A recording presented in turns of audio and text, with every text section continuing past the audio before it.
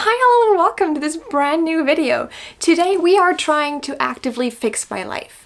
It's not like I just got back home from therapy, but this week I am attempting to read as many self-help books as I can to see if they actually change something in my life. Maybe some of them have aspects that are actually kind of good to see what's going on in my life and change habits. I'm not sure. I will just quickly, before I start reading them, tell you a little bit about me and my reading habits. So, I generally only read fiction, purely fiction. I think the last time that I read a book that was not fiction was never. This week, I'm attempting to read these. Self-help books are so ugly. Before you say that some of these aren't self-help books, I am aware. Some of these are just fiction, but technically, if they will help me in understanding something or understanding a person, then I think that is also self-help. Most of these I ordered online. I went on the Waterstones website and then checked which books they said were in their self-help, and then I bought the most popular ones. And then I also went to my local bookstore and I picked up some others that I thought were pretty. The first one I got was this one. The Joy of Small Things. I got it because there's a wiener dog in the middle. Finding joy in small things. That's an important thing. Also, it's not as big as some of the others. Not as intimidating. Oh, I'm gonna butcher this so bad. This is Ikigai? It's Japanese. It's the Japanese secret to a happy life. You always need a happy life, right? What can go wrong? Next up, we have one that I deeply regret. Why has nobody told me this before? Why has nobody told me before that this book is literally so thick and all this is self-help content? How much help do I need? Apparently I need a lot of help. Next we have Me versus Brain, an overthinker's guide to life. This sounded fun, this sounded cool, this might actually be entertaining. I hope, I'm not sure. This is all just me hoping that this is gonna be as enjoyable as possible. And then I think this is the most popular self-help book out there. I see this everywhere. Atomic Habits.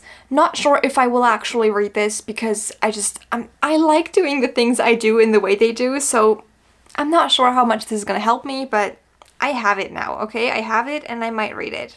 Next up, we have one that I've had for a while. This is Sounds Fake But Okay. This is from one of my favorite podcasts. Sounds fake but okay, and it's about two aces and they talk about the way that they perceive everything ace and related and life related, and I love their podcast, so I thought maybe this book would actually be good, and since I am an asexual, reading about asexuality might actually be a little bit of self-help for me, so you can't go wrong, right? Next I have to read this because look at it. I can't. I want to diet, but I want to eat teokaboki? I'm sorry to anybody who speaks Korean and I butchered that. Sorry. This is one that I'm actually excited for, just because this looks pretty. And then the last one is so tiny.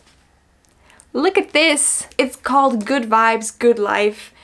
How self-love is the key to unlocking your greatness. And look at my inner strength and my inner greatness. This book, it came to me like that and I kept it.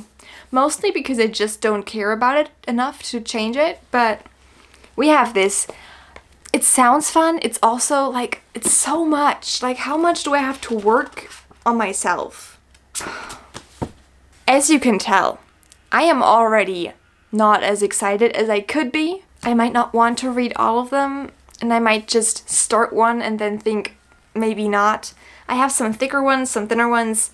I will do my best. If I read them all, that will be incredible, but that's not the goal. 5 books, I feel like that's manageable. And by then, I've read all of the self-help books that I actually need to read in my life. I will never have to pick one up again.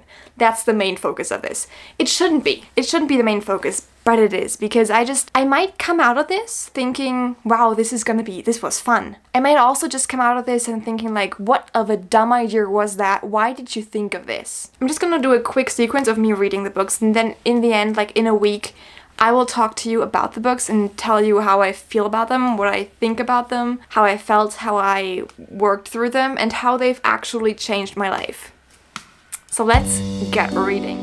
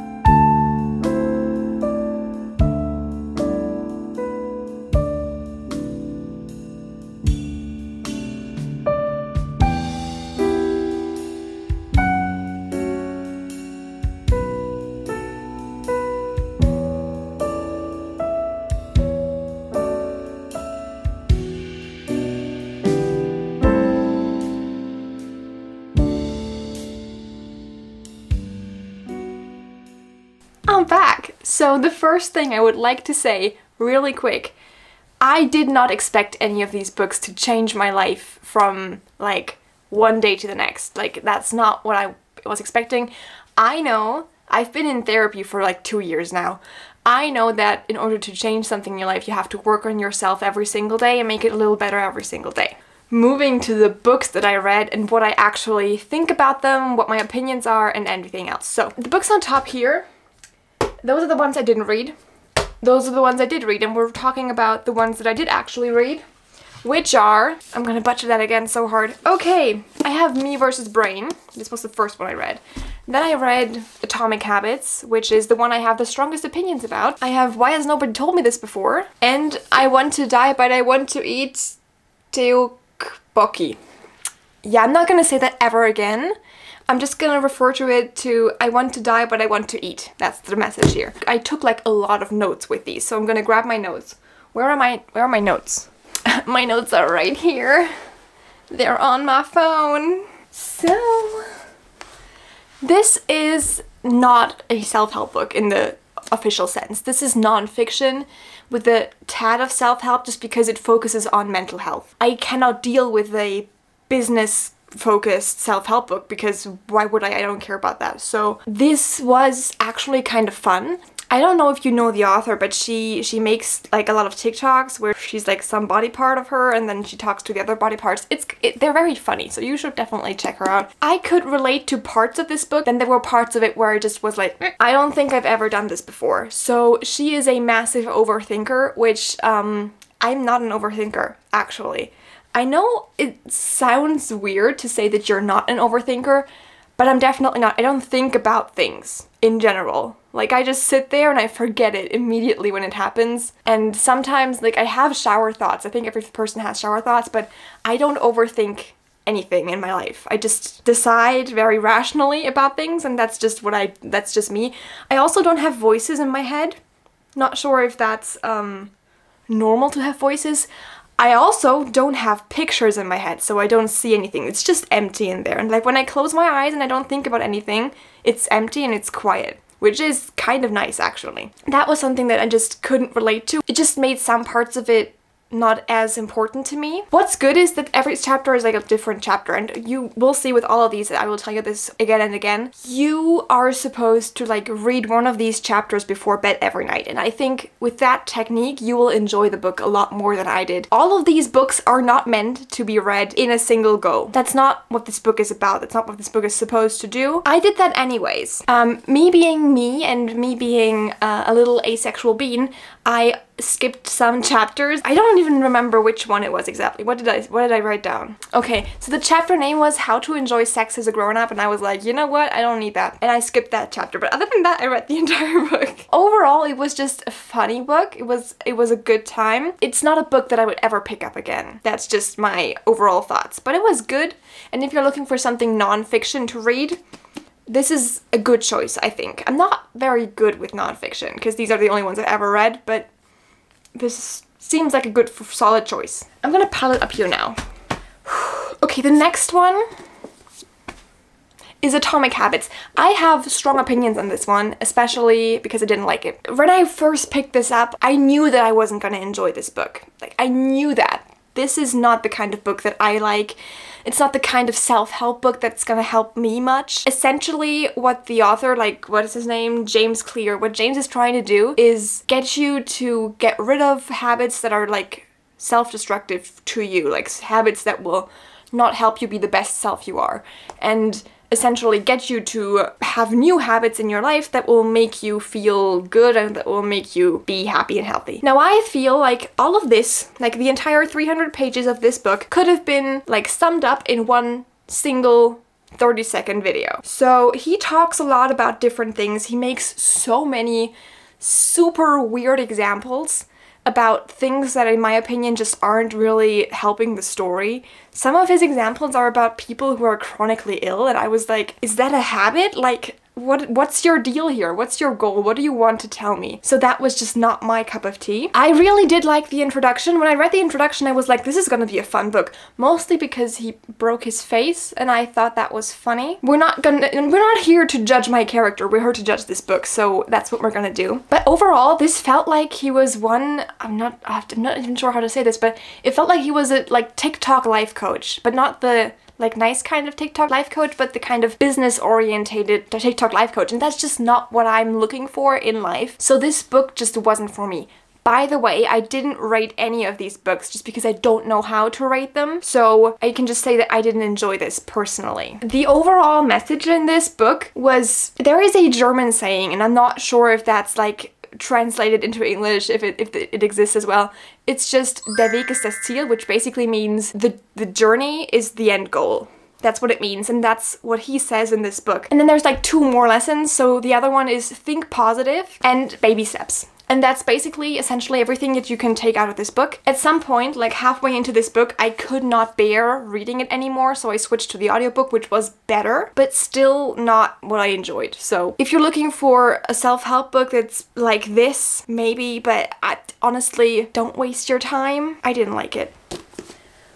Bam. Well, next we're moving on to a book that I actually enjoyed a lot. We have Why Has Nobody Told Me This Before? This is a book full of toolkits to help you deal with mental health struggles. So every single chapter is about a certain topic in your life and a certain struggle in your life, and then the author is a therapist who then gives you tools on how to deal with these topics. So let me just quickly give you an overview on the topics. So we have dark places, motivation, emotional pain, grief, self-doubt, fear, stress, and a meaningful life. Especially on the grief part, I really enjoyed her. She said a lot of things like grief is normal and just overall normalizing your feelings. Now, if you are in therapy and you are in therapy for a long time, you've heard about all of these things. My therapist talked to me about literally everything that's in here, and this is why this felt so like, it felt like I already knew most of the things in here, but that wasn't the point. And I feel like if you maybe are struggling with your mental health, and especially if you live like in a country where you don't have immediate access to like get help mentally, maybe get a therapist, or maybe you're on a wait list somewhere to get a therapist, or you can't afford a therapist, this book is a step in the right direction. It's not necessarily, it's not here to fix you immediately, but it gives you a lot of tools that maybe help you for a short time until you can get actual help. The book also always says that if you are struggling a lot more than the book can help you with, then you are supposed to get help. And I've just overall felt like this was really good. I also listened to the audiobook of this, and that was a good choice. I liked it, especially because she reads her own audiobook. I just feel like that's very authentic, and I just enjoyed that. Now, what else did I write about this? She says in the beginning that you're supposed to read a chapter when you're struggling with the topic of that chapter. So if you're struggling with grief, you're supposed to read that chapter about grief and then do the exercises that are in the book. Now, I didn't do that. I just listened to it, but overall, it felt like the exercises are gonna be good and are gonna be helpful, and I might actually look back into this book and pick up on some things once I like struggle with something and need a little pick-me-up or need a little help, because this is a way that I can work with my brain together as a team and not like dissociate from my brain. Overall, this was nice, and I would actually encourage you to read it. It was really good. And then we have the last one. Now, this one was I don't actually know what to say about it, because it was just, there were conversations of her and her therapist. It was fun to a certain extent. I felt a little stressed out because it was not like talking to my own therapist, because I don't have these issues. For me, this was to some point very relatable, to others not very relatable, and overall it was nice to read, but I'm definitely not gonna like pick it up again, and it didn't change anything in my life. But again, that's not what it was supposed to do. This is supposed to be a little entertaining and to just create an awareness about the topic of depression and of anxiety and everything, and definitely like create this view that therapy is just a regular normal thing to do. It's just another doctor that you can go to seek help, and I think that's what this book did really well. So I enjoyed this. So that was my week. Now, it wasn't as bad as I thought it was going to be, but it also, like, didn't change my life in any way. I didn't do anything differently this week. Like, I did all the things that I usually do. The only way I could get through all of these books, by the way, is if, like, I read 3 romance novels in between these books in the last week, because I just couldn't sit there and read through them. It wasn't possible. I needed the romance, and I felt so much better reading my romance books than I did any of the self-help books. So I think the takeaway message from this video is read what makes you happy, read what's fun, and then sink into that. Because if a romance novel makes you feel happy and complete, then that is so much better than stressing yourself by reading any of these books. And I think with that, I'm just gonna end this video right here. I hope you have an awesome day. I hope you pick up a book that you enjoy, whether that is a non-fiction or self-help book, or whether that is the steamiest, dirtiest romance you can find. Honestly, you do you have fun, and I will see you for the next video. Bye!